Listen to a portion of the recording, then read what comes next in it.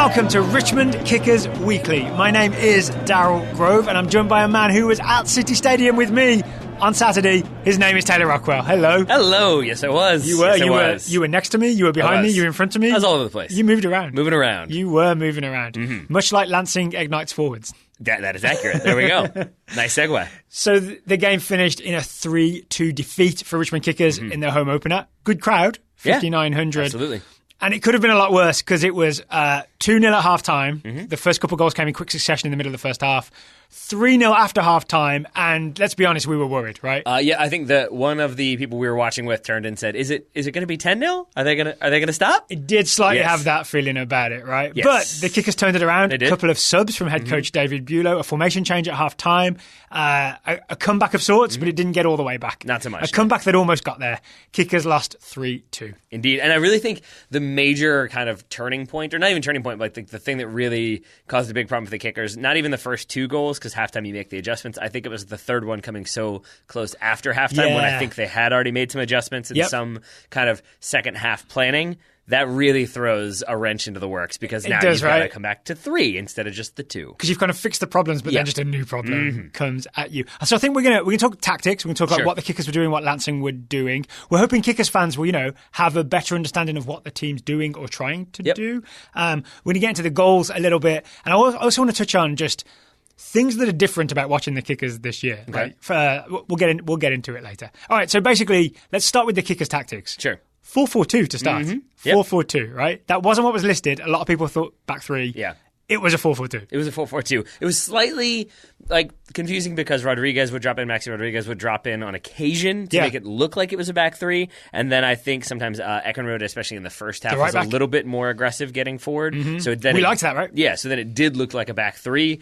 But even then, if you looked further to the left, outside of Lockerbie, who was playing as the left back, really no one down that left side. So that made it pretty clear to me that it was a 4-4-2. And then you saw the 2 banks of 4 pretty regularly in that first half. And it looked to me like the plan was playing that 4-4-2, play the ball out of the back, right? So goalkeeper Akira Fitzgerald would often play the ball to the centre-backs, Shanosky, and I'm learning names because this is the first time watching a lot of these players, Shanosky and Akwe, and then we would try and build out of the back. But the big problem for the Kickers for a big chunk of this game was that did not work. Why did that not work, Taylor? Because at least in the second half, it was a front 3 for Lansing and may well have been in the first half. Yeah, I think it's a 3-4-3 basically. But basically, I think the idea was you spread your center backs wide, you push your fullbacks forward, then you have those two-ish holding midfielders dropping in. So Rodriguez and Hughes were supposed to come and show for the ball. And so then you theoretically have 4 different options to play to if you're the goalkeeper. What routinely happened was he went short to the right to Connor Shanosky. Shanosky would turn, and there really wasn't much else on because those center midfielders were cut out. Fullback was pushed forward.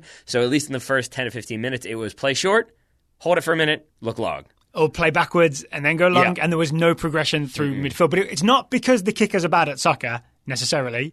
It's because of what Lansing were doing, right? They essentially erected a blockade between the Kickers defenders when they had the ball and the Kickers midfielders. That front 3, so it would be like Gomez, Celso, and Alex Bruce would just block everything off, block all the angles. Lansing were very good at doing that. They were, and I think what it requires then is a player who is willing to drop in, not like Fred for Manchester United, but a player who's willing to drop in, receive that ball, and turn, and then go at that defense or try to break the lines a little bit, try to break some of that pressure. And I think because it was the first game of the season, because it was a lot of new faces for the Kickers, I think no one really felt comfortable jumping into that role. Yeah. And so even when that ball would bypass that front line and it would find somebody, almost always it went straight backwards because there was a lack of a willingness to turn and go at Lansing. Yes. And I think that made Lansing even more comfortable sending numbers further forward to put that pressure on. I agree. So it's essentially good stuff from Lansing in terms of blocking that off, but then maybe a lack of bravery almost from the Kickers. Because you saw in the second half, Rodriguez, for example, was much more willing to receive the ball and just turn and make something happen. One of the things that we noticed is that Akira Fitzgerald, the goalkeeper, would often almost come and be the third centre-back in possession, and he would have the ball. And theoretically, that gives you a lot more options to pass to. But then he would just be another Kickers defender in possession with no options. Yeah. Yeah. And I also think because Like it's a revolutionary idea of using your goalkeeper as like a third center back almost. Speaking Germany. Yeah, like to that point, like the way Hamburg are doing it, it's 30 and 40 yards up the field with the goalkeeper in possession. Yeah. Here, if it's at the top of the 18, that's a little bit more standard, but it also means that everybody else is dropping deeper, and it means Lansing are coming further forward. So now even when it is that goalkeeper with the ball, it doesn't quite have the advantage of, now we have another player to deal with that we can't possibly deal with. There's always somebody open. Yeah. Here it's like, but we can still kind of box you in, and you're not going to want to take too many risks, so you'll probably end up kicking it long. And it looked to me on Saturday when we watched... Or turning it over and leading to a goal. In the stadium, and when we watched on the replay on ESPN+, that it often looked like Akira Fitzgerald was about to hit an amazing pass out of the back, but then he'd sort of pause because it suddenly wasn't on, and he'd end up basically kicking it long to the wings, and it's a 50-50 ball at that point. Yes. Yeah. And then I think the other issue for the Kickers defensively, we had David Bulow in studio. He talked about how they wanted to be aggressive, how they wanted to put Lansing under pressure, especially because it was a new team. I think he felt like this is an opportunity to go at them and kind of put them on their heels early. And I think that was a message that some of the players really embraced and some did not. And you can't really have that. You can't have, not to say that players were rejecting what was asked of them, but that I think it was a little bit of a hesitation. It was an unfamiliar system. And so I think you had some players who would press and some who were maybe less inclined to do so. And so I think once you start having those gaps, the field starts getting more and more spread. And I think Lansing were more than happy to take those opportunities and find that space. Which I think brings us to our first goal. Let's do it. Because to me, the first goal is all about the gigantic gap between the Kickers' defence and the Kickers' midfield. Yep. So half the team is pushed up a little high. The defence is dropping deep because they may be scared. Scared especially of number 11, Celso, because he looked a really good player, right? And we end up with a gigantic gap that Lansing are able to exploit. I think further, absolutely, and further exacerbated by Abubakar Keita. Bouba Keita. Is that what he called him in the studio? David Bulow and Shida called him Bouba. Bouba, there we go. But until we're on that first name basis, we'll go with just Keita. Yeah, but Mr. Keita. He did not play in this game. I do think he'll end up being the starter. And he's the US under-20 guy who is on loan from Columbus Crew. Just came back from under-20 duty, so he's not ready to go. And I think instead we had Connor Shinosky starting. Yep. Now, Connor Shinosky may end up being the other starting center back, but I'll say for purposes of this game, I think if you're trying to play that high line, we like Connor Shinosky. He was in our live show when we did one in Richmond, but I don't think he is the paciest of players, and I think he compensated for that a little bit by dropping off a little more readily. I think Connor Shinosky knows he's not the paciest of players, so he likes to give himself a little room to not get beat, and that's part of the problem with this goal. Because he's dropped off about 10 yards further than the rest of the back line, and then I think compounded by Eckenrode, the right back, pushing forward to try to mark. He is in a 1v1 scenario, so that leaves Celso basically wide open with nobody around him for about 20 yards or so, and then it's basically all kind of scrambling defense from there for the Kickers. They're trying to kind of put out that fire, and that allows other players to run through basically unmarked. And by other players, you mean Mashabone? I do. Right? So he's the one who is way out on the left to begin with, and pulls Eckenrode out. But then because Shinosky drops deep, it allows that massive gap in the middle for Celso to run, receives the ball, and then Shinosky goes over to him. But I think, again, he's so worried about getting beat that he doesn't get close enough to him at all. So Celso is then easily able to have enough space to dribble a little bit, get to almost the end line, and cut it back for Mashabone, who's there to score the goal. And I do think Eckenrode spots that run. And he definitely sees him. I saw him check his shoulder three times and watch him. He's tracking the run the whole way. All I can figure is that he's trying to split the difference of if that ball gets cut back or if Shinosky needs help, I can slide over and double team. And if not, then maybe I can make a play. But I think in trying to do both, he shouldn't be Virgil van Dijk. He isn't really able to do either. Yeah. And so that's why Mashabone ends up pretty much wide open in the box. So 1-0 Lansing Ignite. Soon afterwards, it's 2-0. Yes. Yeah, and this one, I mean, it's more representative to me of the Kickers sort of struggle to embrace what David Bulow wants, because it's a long ball over the top from Lansing that goes out for a throw-in. Yes. And as we talked about off air, if you're trying to play this high-intensity possession soccer, the ball goes out of bounds, you're trying to get it back in as quickly as possible, especially if you've been pegged in your own half. And here so basically do it before Lansing get a chance to come and pressure you, yeah? And so the ball goes out of bounds, and it's Lockerbie gets the ball to take the throw-in quickly from the ball kid, but then the other ball kind of rebounds back into play. So now you've got two in play, you can't have that. So Lockerbie kind of drops the ball, walks over to get it. I think Akwe ends up coming across to get it. And this is a minor thing, except that it's another maybe 10 seconds before the throw-in is actually taken. And if you watch on the replay, you can see all the Lansing players coming slowly into the screen. And by the time they end up taking that throw, instead of it being a quick restart, Lansing out of position, they've kind of locked it down so that there's very few options. So when Baldock does get the ball, he can't really play it anywhere. He tries to maybe do a couple little moves, a couple little like pull some players in and maybe split them, and instead he gets dispossessed. He's under a lot of pressure from, I believe it's Moon and Gomez on him pretty fast, and I think they both tackle him. I think Gomez gets a poke, but Moon gets the ball. Yeah. Could Bolduc have done any better? He's under pressure, I think so. and he wriggles away a little bit.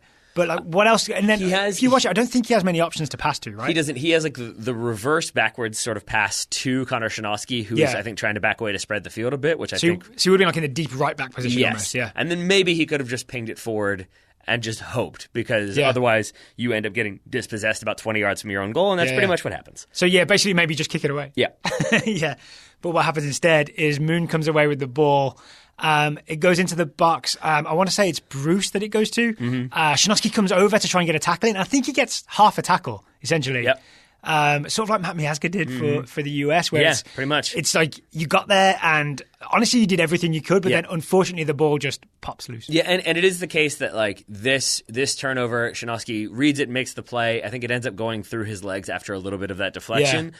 Not nutmeg though, right? You wouldn't call it nutmeg because it's mid-tackle, right? Yeah. And I was also inclined to say that like this is a bad defensive play from him. We watched it a bunch of times, and it is actually the case that really it's kind of like a 4v2 for Lansing at this point. So I think kind of no matter what, there was going to be somebody open in or around the top of the box to at least get a shot off, if not score a goal. And that somebody ended up being Xavier Gomez, who makes it 2-0 for Lansing. I wanted to go back to your earlier question, though, about Bolduc for a moment, because could he have done any better? I don't know. Like, he maybe had some other options, but I think this is what I meant when I said I think the Kickers are still trying to learn the philosophy and the system, that it also may have been the case that he had been told, look, if we're throwing the ball back in, we want to reestablish possession. Do not kick it long. So he's trying to do what's asked of him, but then maybe there aren't other options around him, so he ends up getting dispossessed. I say all that just to say that it's a thing that we'll keep an eye on as the season progresses, how they evolve and adapt and change what they're doing. Yeah, I think that makes sense to me. And again, it's early days. A lot of these players only signed maybe a week or two ago, so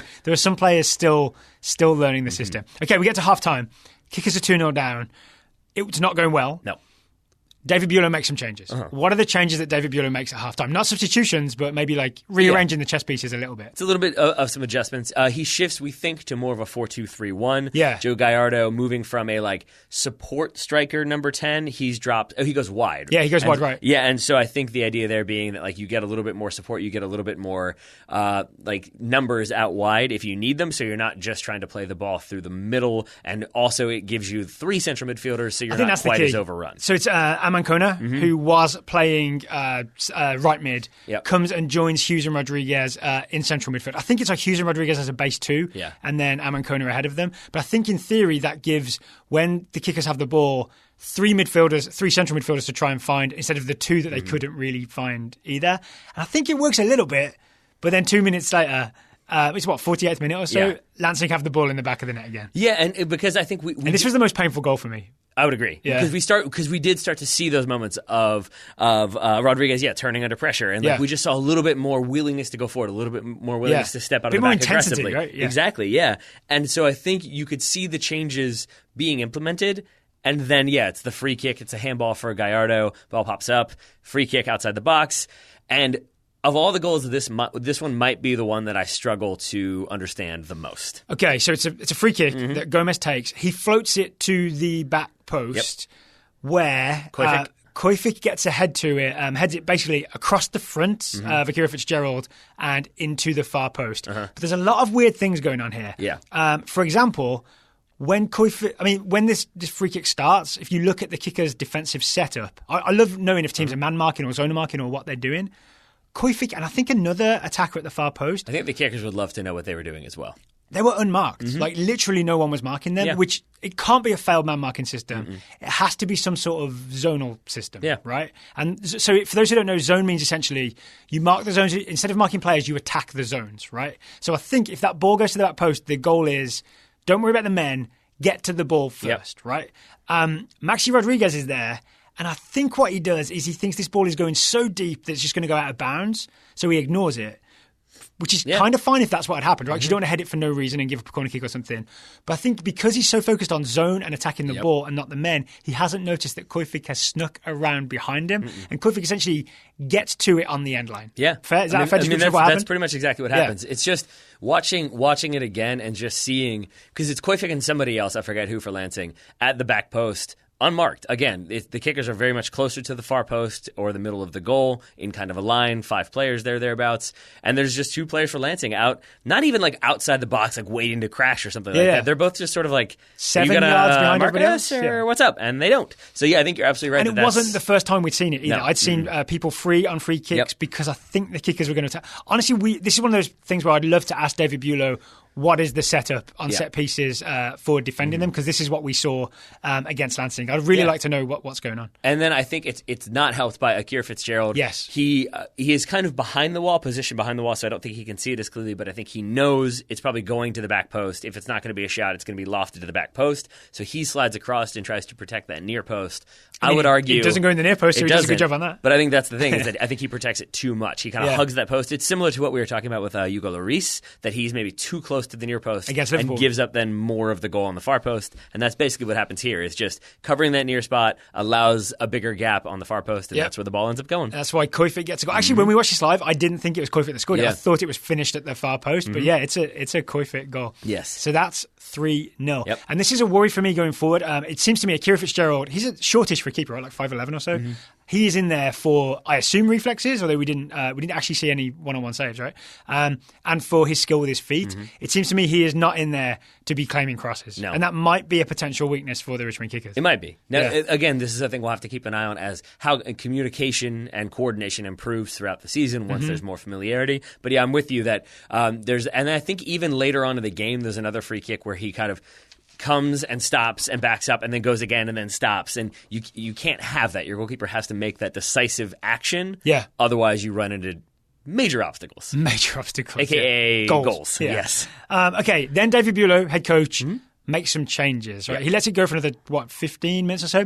63rd minute, Shinovsky comes out for Magales, as I believe how you pronounce it, a different centre back, and Hughes comes out of central midfield for Ainscough. Yep, Ainscough. Excuse me. Ainscough goes wide. Right, I'm not sure who goes central, but there's a slight change in shape for the kickers. Yeah, and I think you're getting like fresher legs wide, but I think the other major change here is that you're getting much more aggressive play from the kickers. This is where you do start to see the sort of lateral press where they're trying to box Lansing into a half of their side of the field. And you see them really going more, like I think there's one where the kickers, like it's an okay shot, I think it's a goal kick for Lansing, and again it's Eckenrode, who I'm assuming it's Eckenrode and not Rode, but whatever, we'll find that out too. Someone will tell us. You can see him, everybody starts to backpedal, and you see him scream like, no, go forward, because they want to be stepping forward, they want to be aggressive. He seemed like the source of the intensity and the willingness to be more aggressive. Yeah, Is that fair? I would say that's definitely fair. Yeah, and so you do start to see a bit more aggression from the kickers, a bit more fight. They're trying to win the ball back higher up the field earlier. And they do, I can't tell if the kickers' first goal, is it caused by great pressure from the kickers or a horribly failed clearance from Lansing? More the latter than the former. You think? I think so. So from my memory or from my notes... I also think I said that right, I'm not sure. It's Grant Stoneman who tries to clear it, but instead hits teammate Ricardo Perez. Yeah. And the ball pops loose. Yeah. And from there, the kickers go on to score. So is there kickers' pressure, or is it just a fluff? It is players closing down the space around Stoneman. I wouldn't say it's aggressive pressure and he feels forced to get rid of that ball. I think it's more so like they're closing me down. I have an opportunity, similar to Bolduc when maybe he could have gotten rid. I think this is Stoneman thinking, I can get rid of it right now. I'm just going to play it forward. I think he spots somebody further up the field, maybe doesn't see Perez, and that's why he ends up hitting him. The ball deflects off, and now the kickers are sort of away. And we'll at least say that pressure from kickers players just willing to be high up the field is what causes Stoneman to make this error. But then this is what I really like about this goal is after what's a little bit of chaos caused by the kickers and Stoneman, 2 moments of quite... I don't know, like 2 players who managed to sort of slow the game down and make very calm decisions. Yeah. Starting with Daniel Jackson's really interesting sort of chip pass to set up Maxi Rodriguez. Yeah. Very delicate. Because it spills to him around the top of the box. Two players, like basically if you're facing the sideline, if you're Jackson, one on his left, one on his right, kind of closing him down, but he has the space in between. But I think he's aware that if he just tries to go for a square pass, there's a decent chance it gets cut out or at least deflected. So he just does a little bit of a lift, and it does. It splits the two defenders, and it bounces right into the path of Maxi Rodriguez. Maxi Rodriguez. And no coincidence, because Maxi Rodriguez had pointed to literally exactly where he wanted this ball, and that's where Jackson chips it to. And then it's a great I mean, if Jackson plays golf, I think he'd be good. I mean, yeah, his short game is excellent, I'm assuming. It's foot golf, I'm assuming his short game is excellent. But here, and then it's a great, and then I guess long game for Maxi Rodriguez, given how hard he hits this, but it's a great just half volley to the near post. But it's just so well hit, so well struck that it's probably never going to be saved, even if the goalkeeper were able to guess the right way. So 3-1 to Lansing. 3-2 after the Joe Gallardo penalty. We can talk about the penalty and the build-up to the penalty. What happened literally before he kicked it that I really enjoyed. The build-up in play, I think, was really exciting. I think if you're a Kickers fan, this is the goal, or if you want reason to have like hope and optimism for the Kickers, this would be the goal to watch, because it is them doing more of what we heard from David Bulow. It is that aggressive high press, and it starts with Ekenrode again. Yes. He steps forward rather than backing off the way the defense did on multiple occasions. It seems like it's about to be a transition counterattack moment for Lansing. Ekenrode steps through, wins that ball, and then you have the counter press. You've got the gegenpress, and away we go. Ekenrode wins that ball, plays in, I think, Amankona, who then... There's a nice little touch from Maxi Rodriguez in the meantime to put it in the path of Amankona. Yeah. And then it's Amankona. Again, it's the decisive action. It's in the same way it's Rodriguez hitting the volley. It's Daniel Jackson making the quick decision of just a little scoop pass. That's all I need. It was a one-touch pass there. Here it's Amankona thinking, I'm going to go at this defense because we've caught them in transition. Yes. Drives at them, pulls defenders to him, lays it off, and then we end up getting the penalty. It's Bolduc. Because Bolduc drives into the box, cuts it back, defender slides across. I think it's Koifik again because he goes to ground. When the cutback happens, hits his arm. Penalty correctly given. It's good goalkeeping from Koifik. If he'd come out and handled it like that as a goalkeeper, that would be great. Not so great when you're a centre-back. And I want to say also here, very good officiating from, was it Daniel Chesky? I believe, yeah. Because it is a handball, but Bolduc is able to keep the ball and keep kind of going in on goal. So I think she allows advantage here. And then when another slide tackle comes in, that's when the penalty is awarded. But even before that, in the 72nd minute, I don't know why I keep talking about him, but I will. Ekenrode gets a yellow card. And we at the time were very confused by this when we watched it, because basically he pulls back Celso. It's going to be a through ball. It looks like Celso is going to be in on goal. He pulls him back, and we thought, ooh, that's probably going to be a red card. Denial of goal scoring opportunity. But then we realized that the AR has the flag in the air, so it's going to be offside. And instead, Daniel Chesky gives a yellow card and a free kick to Lansing. Watching it again, it's a very, in the moment, correctly given, very good decision-making of... The player will be offside, but as the rule changed, you can't be offside until you receive the ball, technically, but until you're involved in play. Yep. So if a foul occurs before that, the foul has to be given. Yeah. Just chronologically, right? Yeah, but then if the player received the ball, they're in offside position, so you can't then technically have denial of a goal-scoring opportunity. So instead, it's the professional foul, yellow card. Really good decision-making from from the officiating crew in a tense moment. I think it's possible we just overanalyzed that. But I don't care. It's also possible that's exactly what happened. It was just. I remember being like, "What has happened?" I'm so confused by everything that just happened. All right, let me take you to the other end of the field, though. 12 yards away from goal. Yep. On a spot. So Joe Gallardo, the young man. Steps up. He's thinking, all right, first professional goal. I'm going to take this penalty kick. I think we heard from David Bulow that Gallardo was the second best penalty kick taker on the Kickers after Wrong Way Dave himself. Yes. Yeah. The Lansing players try to get in his face. They try to ice him. I think Grant Stoneman tries to rough up the penalty spot. He does. Yeah? While talking to Daniel Chesky, he definitely, you can see him kind of stamp down on the penalty spot and move it around a little bit. Yeah. To his credit, Gallardo stands still, has the ball, I think kisses the ball, and then just keeps it close to his face and does not move as everybody around him does. To Maxi Rodriguez's credit, he and I think it was Ainskoff, clear everybody out of the box because they want the penalty taken quickly, because even if they score, they're still the goal down. The Lansing players all crowd around, and you see Maxi Rodriguez come in, gives Gallardo a bit of a butt tap, then he kind of steps in between to kind of block off the Lansing players as best he can. So and to ask Daniel Chesky to clear. I mean, that's a captain's work, right? Yeah. So if Richmond fans are looking for inspiration from the captain, I think the goal and the setup for the penalty kick. Also that. And then the looking after young man Joe Gallardo. And that as well. Yeah. And then the penalty kick itself, really nice. Yeah. Bottom left. I was super impressed with it live because I was quite far away. Second time around, it's not as perfect, but it's still really good. Yeah. I mean, and it's Joe Gallardo's, I believe I'm correct in saying, his first professional goal. Yes. Didn't he tweet that? Yes. Yeah. He Instagram lived it, I believe. Okay. Yeah. But in front of, he's that source, but that's good. I believe in front of his family, or at least his girlfriend, in front of his new team, new crowd. Yeah. It's a gutsy moment, and it's the moment that you want from your number 10. It's weird to have such a young player be the penalty kick taker as well. I'm quite impressed with that. Yeah. All right. So, but the Kickers don't make it all the way back to 3-3. No. I'd say to sum up, there are a few things to be worried about, including the set piece marking, the lack of the following instructions and intensity, and maybe the defense dropping too deep while everybody else went high in the first half. But there's encouragement in the fact that problems seemed to be solved by David Bulow and by the players in the second half. And I'm just giving my own feelings here. There's encouragement in that Abubakar Keita is still to come back. Yeah. We have another striker in Chin to come back. We have Braden Troy, our defensive midfielder from last year, to come back. And a lot of players that were signed maybe later towards the start of the season still to add to this team. So there's reinforcements to come in and a system to be learned. And I would add, I go with the Matt Doyle line here when he's talking about Major League Soccer, how it takes until, I think, for him about week 6 to feel confident in what he's saying about the teams, what the teams are doing, to for him to feel like he knows each of the teams and what their approach is going to be. And I think Kickers fans should maybe do the same with this team. That it's frustrating to lose the opener. It would have been very nice to come out and win 3-0 and everything seems great. But I would say that we don't quite yet know exactly how this team is going to play, exactly what they're going to look like. We don't even know who their ideal starting 11 is right now. So I think in a couple weeks, maybe 4th week, maybe 5th week, we'll have a better understanding of what the team is doing, and we'll also have a better understanding of who is doing it the way they've been asked, and maybe who won't get as many minutes as a result. I mean, that would be one way to tell. Yeah. Right? So Saturday's opponent is South Georgia Tormenta FC. It's 5 o'clock. Kickers are at home. It's at City Stadium. This is an unbeaten team that I think has already played 2 games, right? Yep. So they beat Greenville 1-0 last weekend.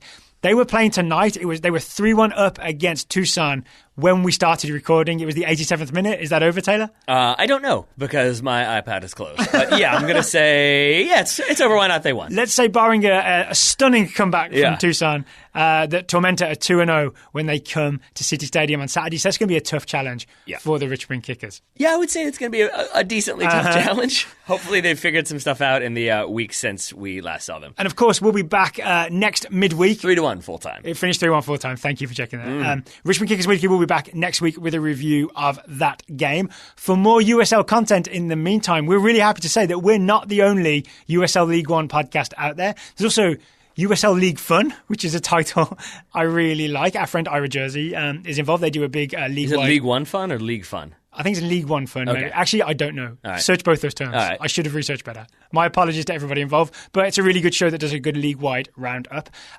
Capital Combustion, the Lansing Ignite podcast. I think, obviously, it's aimed at Lansing fans. It's a really good show. I had to listen to it. It's a really good show. I listened to it to preview. I did not listen to their review because it would have made me sad, but I'm sure it was good. You just say you didn't want it to bias you, and then you're covered. That's what I meant. There we go. Yeah, and River City 93, run by our friend Elliot, is another Richmond Kickers podcast. We recommend listening to River City 93 as well. Find all those shows wherever you get your podcasts. And also credit to Elliot and the entire River City Red Army for the hello and welcome #Team Daryl Grove banner. They had I don't know we can talk about this. Hanging at the stadium. It's now sitting next to Daryl on his desk here in the office. Elliot brought it by yesterday. Thank you. But that was a pretty amazing moment to see Daryl appreciated the way he should be. Definitely got a little dusty down there on the sideline. Same for me. Did you get tears in your eyes a little bit? Oh, I walked away. Yeah. I had to walk away for I was like, oh, my phone's not working. I definitely need to go walk away by myself for a couple seconds. Yeah. Thank you to everybody for that moment. I'll treasure that forever. Speaking of the Red Army, there's also a new initiative this year, the Red Army Cadets. I like it. The Red Army, the adults, are in Section O. The ones that were covered in smoke on multiple occasions. Those are the guys and girls. Yeah. The Red Army Cadets is the younger group in Section F, where you can go and you can there's banners and flags and all that. So if you can make your own. You can make your own. Yeah, there's a table at the top of the section, right, where you can make your own banners. So if you're a kid who's listening to this and you want to get involved, if you're a parent who've got kids who think might want to get involved in the Red Army Cadets, it's in Section F. It'll be there on Saturday. And then I think also it's the idea is that Section O is maybe the one where you might hear a few swears, and then Section F is the one where maybe you will hear fewer. Maybe not necessarily none. Hopefully zero. Yeah, Depends how well behaved the kids are. Yeah, I know. You could have some foul-mouthed 6-year-olds out there. You don't know. All right, Taylor, so thank you for reviewing this with me today. Since we've mentioned the Red Army, maybe they should play us out.